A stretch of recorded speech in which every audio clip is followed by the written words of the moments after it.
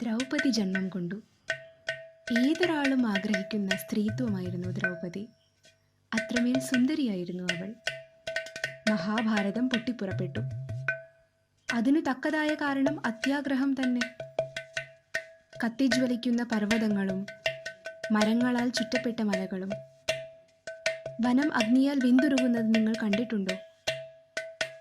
രോമകൂപങ്ങൾ നിറഞ്ഞ നമ്മുടെ പൊക്കിൽ കൊടി, നമ്മുടെ ചർമ്മം, നമ്മുടെ ഹൃദയം.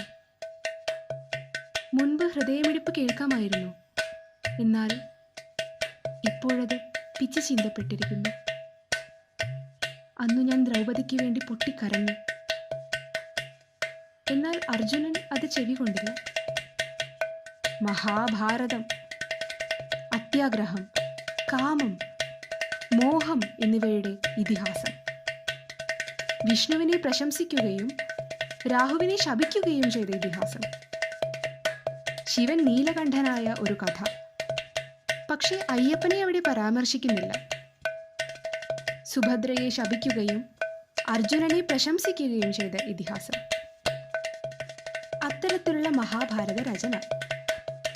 അത് പരിശോധിക്കാൻ ഞങ്ങൾ വീണ്ടും എത്തി. കടുവയുടെ കെട്ടഴിക്കാൻ ഞങ്ങൾ വീണ്ടും എത്തി. ജലത്തിൻ്റെയും രക്തത്തിൻ്റെയും ചങ്ങലകളാൽ ബന്ധിക്കപ്പെട്ട കടുവയുടെ കെട്ടഴിക്കാൻ. അർജുനൻ, സുഭദ്ര, ദുശാസനൻ, ബലരാമൻ, കൃഷ്ണൻ, ശകുനി, മത്സ്യം. പരാജയപ്പെട്ട നർത്തകനായ അർജുനൻ ഇപ്പോൾ പരാജയത്തിൻ്റെ ഗതികളെ കൊലപ്പെടുത്തുന്നു. അവൻ്റെ സിരകളിൽ ധാരാളം രക്തമുണ്ടെന്ന് അഭിമാനത്തോടുകൂടി അവൻ്റെ വായിൽ നിന്നും രക്തമൊഴുകുന്നു.